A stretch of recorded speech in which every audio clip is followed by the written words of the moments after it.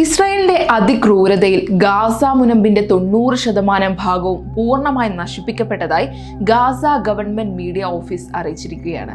അധിനിവേശത്തിലൂടെയും കുടിയിറക്കത്തിലൂടെയും ഗാസ മുനമ്പിന്റെ 80% പ്രദേശവും ഇസ്രായേലിന്റെ നിയന്ത്രണത്തിലായി.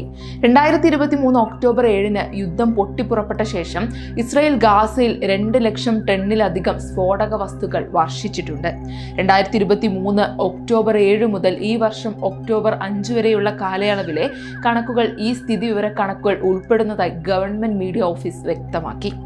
ഗാസ യുദ്ധത്തിൽ രക്തസാക്ഷികളായവരുടെ എണ്ണം 67,139 പരിക്കേറ്റവരുടെ എണ്ണം 1,69,583 ഉയർന്നിട്ടുണ്ട്. കഴിഞ്ഞ 24 മണിക്കൂറിനിടെ ഗാസ മുനമ്പിലെ ആശുപത്രികളിൽ 65 രക്തസാക്ഷികളെയും പരിക്കേറ്റ 153 പേരെയും സ്വീകരിച്ചതായി ഗാസ ആരോഗ്യ മന്ത്രാലയം പ്രസ്താവനയിലും പറഞ്ഞു.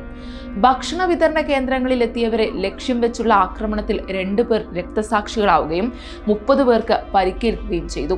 ഇതോടെ ഭക്ഷണത്തിന് ക്യൂ നിൽക്കുന്നതിനിടെ കൊല്ലപ്പെട്ടവരുടെ എണ്ണം 2605 ഉയർന്നു. 19,124 പേർക്ക് പരിക്കേറ്റു. വെടിനിർത്തൽ അവസാനിപ്പിച്ച് ഇസ്രായേൽ യുദ്ധം പുനരാരംഭിച്ച മാർച്ച് 18 മുതൽ രക്തസാക്ഷികളായവരുടെ എണ്ണം 13,549 പരിക്കേറ്റവരുടെ എണ്ണം 57,542 ഉയർന്നു.